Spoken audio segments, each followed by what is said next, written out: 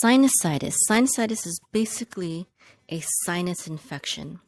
And your sinuses are cavities in your bones, which are located around your nose, your cheeks, and your eyes. And these cavities have a membrane lining that creates mucus. And when your sinuses are working normally, then the mucus acts like it's protectant. It protects you. It warms and moistens the air that is coming in, and it filters it for germs. And when your sinuses cannot properly drain themselves, the mucus that accumulates in them, in your sinuses, it becomes stagnant, and this sets the stage for infection. Now, I'd like you to not worry about taking notes while you're listening to this lesson, because if you go ahead and go to aruka.com/sinusitis, you can actually download this slideshow, and also it's going to include notes and resources, the links to the different herbs and supplements and sources that I'm talking about. Okay, so just go ahead and download this presentation and the notes and resources at aruka.com, arukah.com/sinusitis. That's SINUSITIS. Okay. Now, sinusitis can be very unpleasant, annoying, and oftentimes painful. The mucus that builds up can lead to clogged nasal passages, thick drainage, and just a general overall feeling of being weary and uncomfortable. And sometimes swollen membranes can feel even worse because they will fill up the tiny sinus cavities and press against your bones on your face. So if you're not sure if you have sinusitis or not, all you have to do is bend forward from the waist, bend down from your waist. And if you feel a heavy pressure or pain against your cheekbones or your eyes, then it's very likely that you have sinusitis. So sinusitis can either be acute or chronic. Acute sinusitis can start with another type of respiratory infection like a cold, flu, or bronchitis, because these types of infections can block drainage in your sinuses, and this can cause sinusitis, especially acute sinusitis. And acute sinusitis can lead to chronic sinusitis. So if you have recurring colds or flus, this can be a sign of a weakened immune system. And because there's no chance to fully drain your sinuses, this can cause sinusitis. Other things that can cause sinusitis are environmental toxins, such as mold, yes, even chemtrails, tobacco, and foods that cause people allergies, whatever you may be allergic to. For example, one of my children is allergic to cow milk, and gluten is another common allergen. So if you're allergic to something, you simply have to stay away from that kind of food. Also, just sugar. When you have too much sugar, this can also depress your immune system and cause those recurring colds and flus, which can then cause sinusitis. Research has shown that if you have chronic sinusitis, it could be related to an immune response that you're having to a fungal infection. This was first discovered by the Mayo Clinic in 1999, but this kind of research has been duplicated in other studies. So a lot of holistic healers will treat sinusitis by treating systemic fungal infection. And sinusitis is very common, but it can lead to serious diseases such as pneumonia and meningitis. There are a lot of things that you can do naturally from home to help you with this with this problem, but it should really be done in a very holistic manner. And again, just like with most things, you shouldn't be looking for a magic bullet or, a magic herb or anything like that. It has to be a holistic approach. So before we get into the holistic remedies, let's review what are some common symptoms of sinusitis. First of all, you could be experiencing pressure and pain around your cheekbones and your eyes. You could be having clogged nasal passages, and your mucus could be thick, greenish yellow. And you don't necessarily have to have all of these symptoms, but these are some common ones. You could have a diminished sense of smell or taste. You could even have toothache, fatigue, and or fever. And usually fever accompanies acute cases, not so much in chronic. So if you have, some of these symptoms, it could very well be sinusitis. The root causes of sinusitis, basically anything that blocks your sinus cavities or cause your mucous membranes to become inflamed, can lead to sinusitis. And this includes a respiratory infection, like we mentioned before, like a cold or flu or bronchitis, environmental toxins and allergies, including hay fever, environmental irritants, tobacco, chemtrails, as I mentioned before, seasonal allergies as well.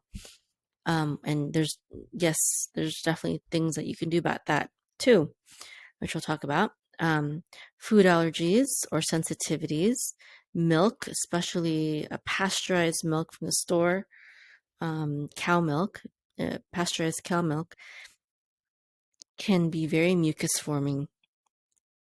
And other mucus forming foods include, especially sugar, desserts, junk food, things that have a lot of chemicals and ingredients, because your mucus is basically going to, is a vehicle that your body uses to help you get rid of all that junk that you may be consuming.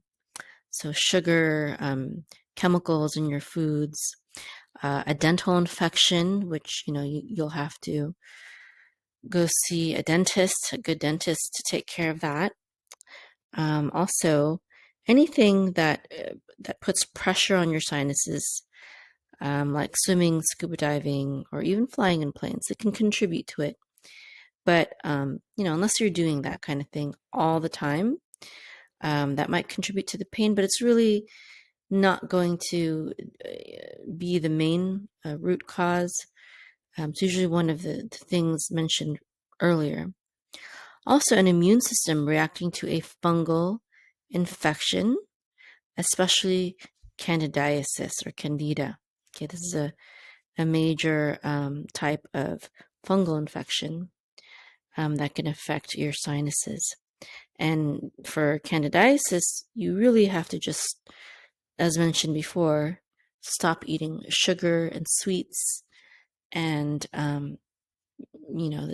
this feeds the candida, and it also suppresses your immune system. The sugar and even the flour, white flour, the carbs, things that turn into sugar very quickly in your body. So while you're having a very acute infection, something that's very painful and uncomfortable, it's best to eat light. And eating light, what that means is basically lots and lots of liquid. You need lots of liquid to water down that mucus, basically. And especially if it's hot, water, of course, lots of water is very good. But even better, I would say, would be herbal teas, echinacea tea, is immune boosting. Peppermint tea, elderberry tea, if you can find that. Also, bone broth is an excellent food while you're sick, and you could put some meat in it also, and vegetables, but try not to put any kinds of carbs in it, like no potatoes or rice or noodles or anything like that. Just meat and vegetables if you need something that is more filling. But if you can just drink the broth, that'll be very healing. And this is a picture of my favorite type of bone broth that I make at home, which is bone broth made from beef bones, beef marrow. Of course, you could also do chicken soup with chicken broth. And, I don't trust, canned bone broth. Canned processed foods are, they have their own problems. You really have to just make food yourself. In general, if you want to be healthy, you have to cook your own food. Things that you buy prepackaged and all you have to do is warm it up. Those things are probably, they probably have chemicals that will just contribute to your sickness. Okay, so bone broth, soup, also vegetable juice, fresh vegetable juice.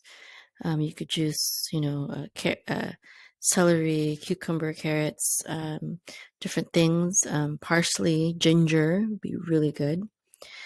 And also, there are certain types of food that will really help you drain your mucus and ease the pressure in your sinuses. Things like cayenne. So you could add cayenne to your soup or your bone broth. You can even drink cayenne tea. It's hard. It's hard to drink cayenne tea because it's so spicy, but it's really good for your sinuses. And even just your immune system. It's good for other things too, like blood pressure and your heart and whatnot. But adding cayenne, also raw garlic. You could press some raw garlic, let it oxidize a bit in the air to release the allicin in it, which is the most healing part of the garlic. Allicin, which is released through oxidation. So you basically press the garlic and wait for some time, and then you could swallow this down. What I will do is I'll swallow this down with some water or orange juice. Also onions, especially raw, like in pico de gallo, raw tomatoes and cilantro and raw onions and fresh lemon juice, and some hot peppers. Really great for your sinuses.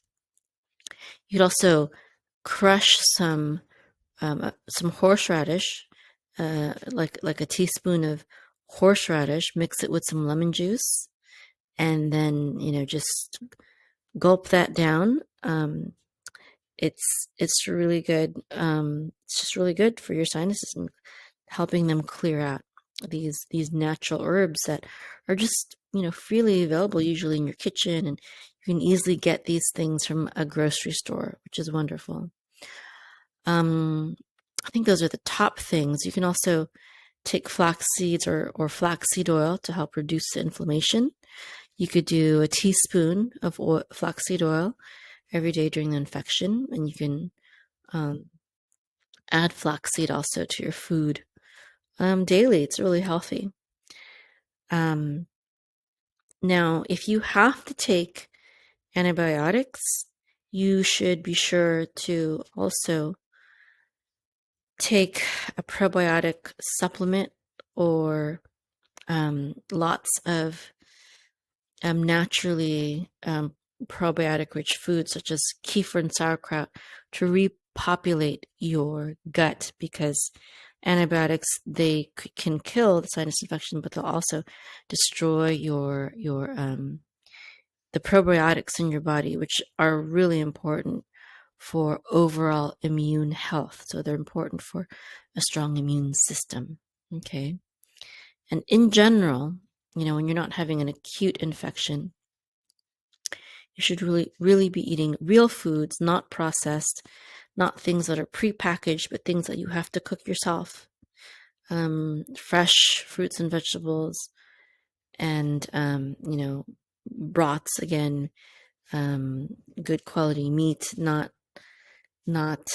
pre-processed meat, like not deli meat or hot dogs or stuff like that. Those things have toxins, and they're just not healthy. Some of the worst foods that you could eat if you have sinusitis would be dairy, again, especially pasteurized cow milk, um, raw raw cow milk or raw goat milk is really good for you. But even if it's good for you, you might want to still avoid dairy, at least while you have sinusitis. So dairy, especially the pasteurized cow milk, is the worst. Um, and also sweets, sugar, and even fruit juices. Even if they're natural, the sugar can feed the candida, like I said before. So you want to stay away from sweets while you have an acute condition or even a chronic condition. You want to make sure that you heal that first before you introduce that back into your diet. And when you do introduce sweets back into your diet, it should still not be so much. Okay, it's in general, sweets are not good for you. Also, processed, fried, and junk foods, the bad oils that are usually used to fry food, especially fast food, are a toxin that is not going to be helpful when you are sick with anything, really. So avoid junk foods, and also avoid fast food, refined flours, cakes, pastries, stuff like that, and other types of carbs as well. And also alcohol, because alcohol has a dehydrating effect on the sinuses, and you really want to get, more liquid in you while you have sinusitis to help drain that. Now, the liquids and the herbal teas and the broth, the diet, avoiding foods, that's super, super important. But for me, the next most important thing, which is very accessible to most people, no matter where you live around the world, is vitamin C. And more specifically, the best type of vitamin C would be liposomal vitamin C. You want to get liposomal vitamin C because the half-life of vitamin C is half an hour. But when you get liposomal vitamin C, it can last much longer in your system. And using high-dose liposomal vitamin C is very similar to the effects of intravenous vitamin C. And so this is a testimony that my teacher in orthomolecular medicine or high dose mega vitamin therapy. His name is Andrew Saul. He's not a doctor; he's a scientist. Andrew Saul. This is a testimony that he received. He said someone wrote and said to him, six weeks ago, I was pretty much at the end of my rope with sinus problems. After 2 sinus surgeries, 2 years of allergy shots, and enough cortisone sprays, antihistamines, decongestants, and antibiotics to sink a battleship, I was facing the prospect of trying yet another surgery or spending half of my life on antibiotics. So this person was, had really severe sinus problems, sinusitis. And the testimony continues, and it says, I had also tried about 1 million different alternative therapies with no real success. Then I found your website. I had successfully used vitamin C powder many years ago, and I had a pesky recurring bladder infection, so I launched this new attack with great hope. The payoff has been nothing short of spectacular, and I feel like I have my life back. This is the first time in about 10 years that my sinuses have felt perfectly normal.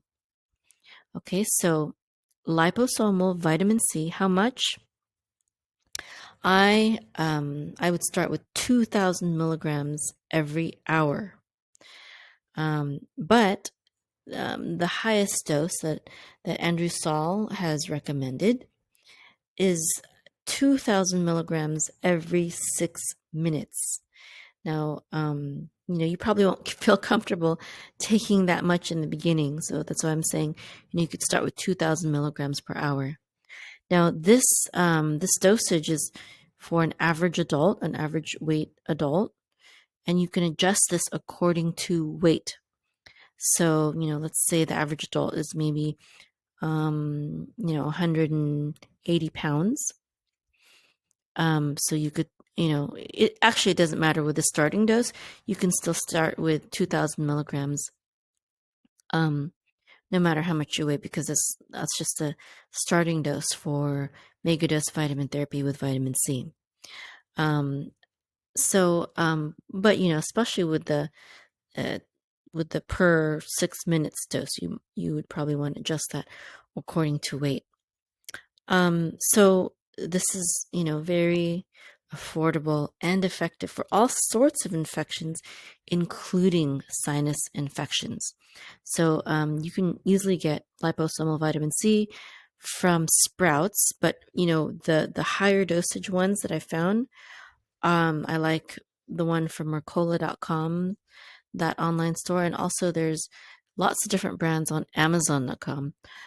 I found that to be the most inexpensive way to get liposomal vitamin C. You can also make your own liposomal vitamin C, but I'm lazy, so I just like to buy it already pre-made. But if to get liposomal vitamin C in the most cost-effective way, you could make it yourself.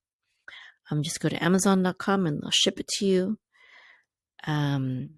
Yeah, so really effective. And we take this in my family for colds and flus, and I've recommended liposomal vitamin C to even medical doctors who people are able to get rid of dependence on pharmaceutical drugs and replace it instead with a much safer liposomal vitamin C. So it's great stuff. Another absolutely free and powerful healing remedy that God has given us is rest. And when I mean rest, I mean mainly two things. Number one, getting enough sleep. I know some people say 7, but I don't think 7 is enough, especially not for me.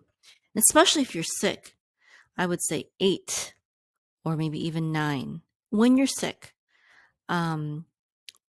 Or more if your body needs it, if you feel like your body needs it. When you're sick, don't try to push yourself. Let your body rest. And that's one of the reasons why even fasting is good for your body, is because you're giving your digestive system a rest. And when you do just easy to digest things like liquids, juices, herbal teas, you're actually letting your digestive system rest. So sleep, rest, and another extremely important part of resting is de-stressing, not worrying about things you have no control over. And even when you do have control over things, to just take it one step at a time and breathe.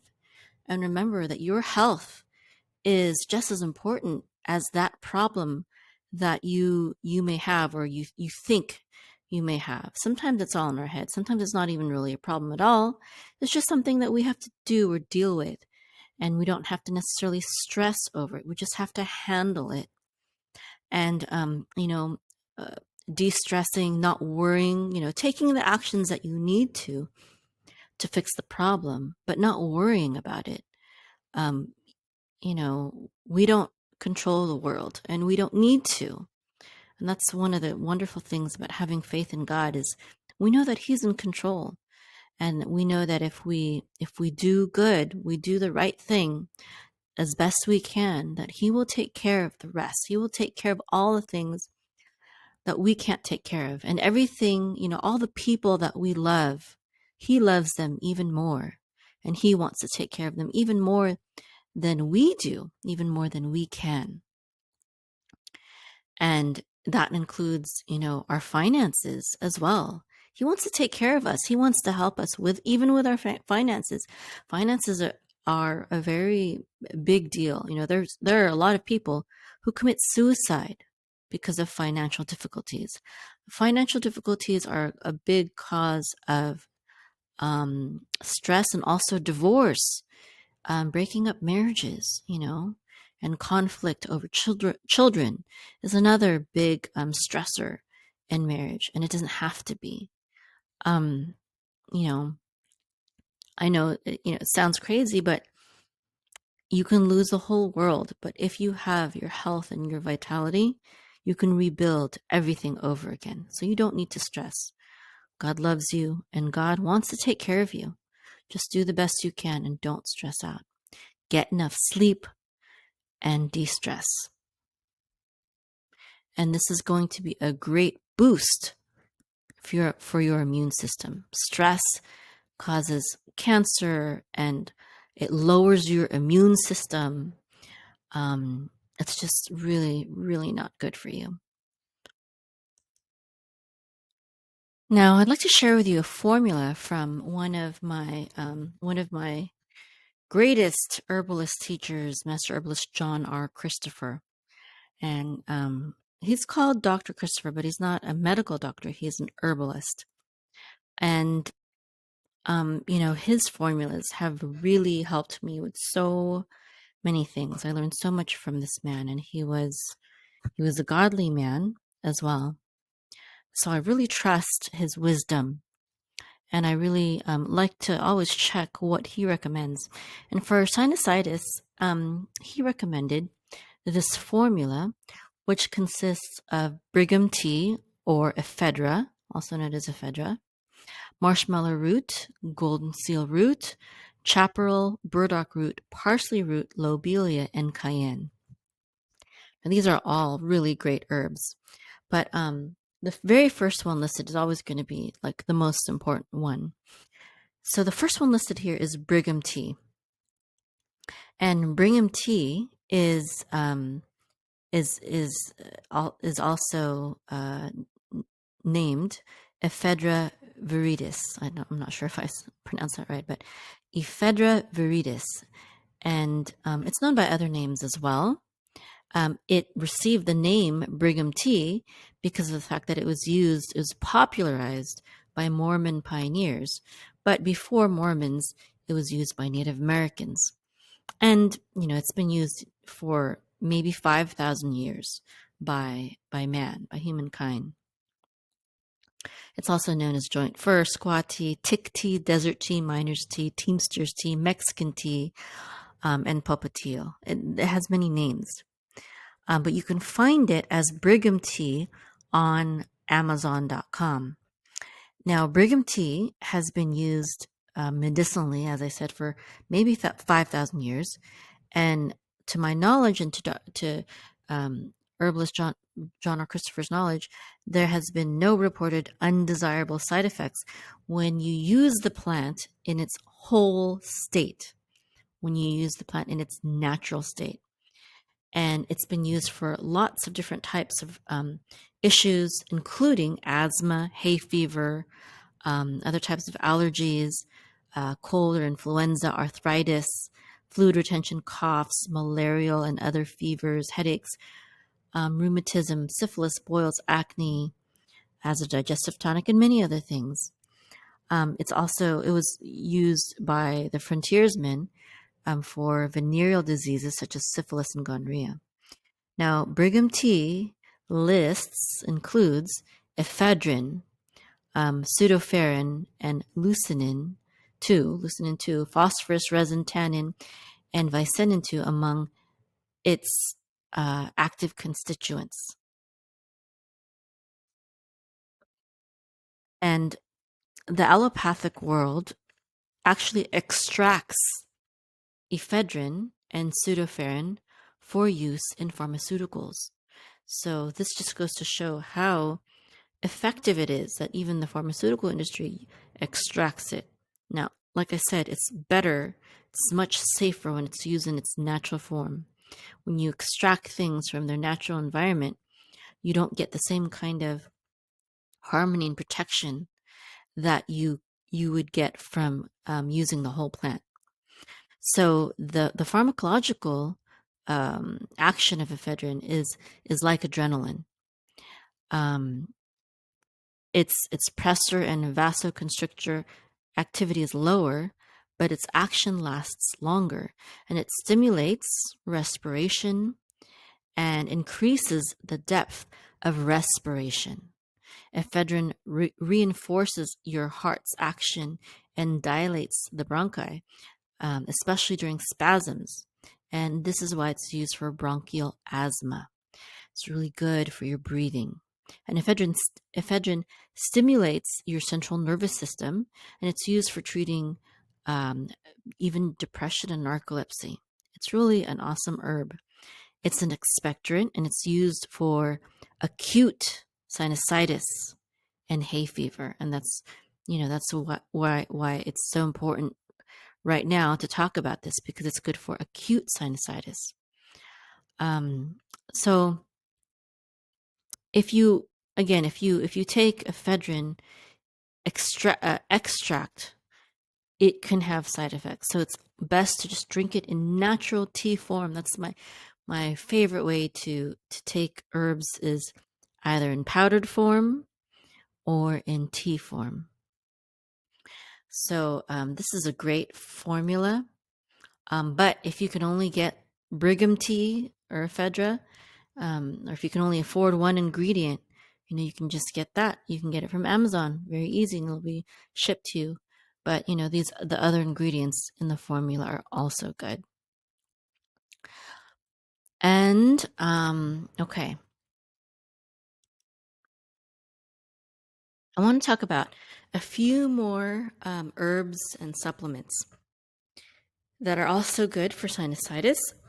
So the first one is grapefruit seed extract. This is available as a nasal spray that you inhale for sinusitis, and you can use this spray maybe 4 times daily for acute sinusitis and twice daily for chronic sinusitis. And I've seen this on Amazon.com as well. The next thing is oregano oil, a very, very powerful antifungal, antibacterial. You can take 500 milligrams or zero point 0.5 milliliters 4 times daily, or just follow whatever the directions are on the container. So yeah, oregano oil. This is a great thing to just have on hand. Next is N-acetylcysteine. You can take 500 milligrams 3 times daily, and this nutrient thins your mucus secretions so that your sinuses can drain more easily. So that's N-acetylcysteine, also called NAC. Also, colloidal silver. You can use it as a nasal spray or dilute it in a saline solution. And you can use the spray 4 times daily for acute sinusitis and twice daily for chronic sinusitis. And I get these kinds of things from my local Sprouts and also Amazon.com. And I've already mentioned echinacea before. Echinacea and golden seal. Golden seal was in Master Herbalist John R. Christopher's formula for sinusitis as well. But echinacea and golden seal, I think it's best taken as a tea, in tea form. However, if you go to your local store, you can probably find echinacea in tea form. Golden seal will be harder to find, so you might need to settle for like a capsule with the herb in it, or an extract. So this combination of herb is good. It's good to use them together. When you use them together, it works well for acute sinusitis by enhancing your immune function, as well as reducing mucus ingestion. So this is really a great, these two are really great immune boosters for sinusitis and other types of infections as well. And the last one that I wanted to talk about is bromelain. Bromelain, you can take 500 milligrams 3 times daily between meals, not with your meals, ideally. Um, and you can look for something standardized to 2,000 MCU per 1,000 milligrams or 1,200 GDU per 1,000 milligrams.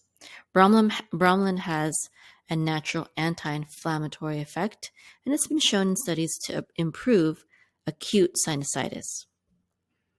Okay, and Protease enzyme products also have this benefit. Other things you could try are a neti pot, and this is something that originated in India. And you can get it on Amazon. You know, of course, you can get it from an Indian grocery store, but you can just get it from Amazon as well.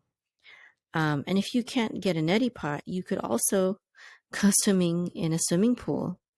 Enough water will enter into your nose to rinse it clean, and it's got the chlorine in there. Not the best or healthiest thing, but you know, it is a valid way to clean out your sinuses. You can also use Vicks VapoRub. Um, you could put a dab in each of your nostrils. Um, Vicks is actually a mixture of various herbal extracts, including nutmeg, camphor, and eucalyptus oils. So, eucalyptus is especially is really good for sinuses. You don't. It doesn't have to be in your nose, but you know, there's people who have done that without any consequences. But you know, putting it on your chest is fine also. Um, so those are a few other um, harmless things that can help you with your sinusitis. Thank you so much for joining me on this wellness webinar, this holistic health lesson on sinusitis. And again, I'd just like to remind you to go ahead and download the notes and resources. You can get these slides, and it'll also have links to the things that I have been talking about, that I've been recommending. You can get that at arukah.com, arukah.com/sinusitis, SINUSITIS. And if you are interested in becoming a holistic healer, I invite you to go to our website, arukah.com, and watch our virtual open house video series to learn about how to become the healer of your home and your community and build a profitable online health coaching business. We are so in need. This world is so in need of people who are willing to share the knowledge, the holistic health and healing knowledge that should be common knowledge, but however, unfortunately, it is not. And so that's why we have a dual certification program where we teach naturopathic herbalism and naturopathy, and as well as how to build a profitable online health coaching business, which will allow you time freedom and location location freedom, and also financial freedom. I am a mother of 9, and I have been working from home since my first son was born. I was formerly a computer scientist and engineer at the NASA Ames Research Center. And also because of my first son, I learned about the importance of taking control of mine and my family's health. This is why I became a naturopathic herbalist, and we have been able to, for 18 years now, my son is 18 years old, going on 19 real soon, we've been able to avoid doctors, pharmaceutical drugs, dentists, shots, you name it. We've been able to treat everything that has come our way holistically and naturally. And because of that, Now we are also at aruka.com, we are training doctors and nurses and medical technicians, health professionals, and teaching even people who are already in the health field the art and science of holistic health and healing, because they realize that it was not taught to them in medical school. And we, my students have had amazing results, being able to get off drugs, pharmaceutical drugs, either themselves or their family and loved ones. And then people who are already in the medical field, they will be able to apply it in their practice. And we have students who are not in any kind of medical or health field. They're just normal people who want to take control of their health, and they're learning the art of holistic health and healing. And after graduation, they too will be able to build a profitable online health coaching business. And you don't need a medical degree. You don't need years of time. You need the right information, and you need a guide. And that's what I'm here for. I've accomplished this myself, and so can you, and I can help you do that. So go ahead and visit our website at aruka.com, ARUKAH.com, if you would like to become a holistic healer.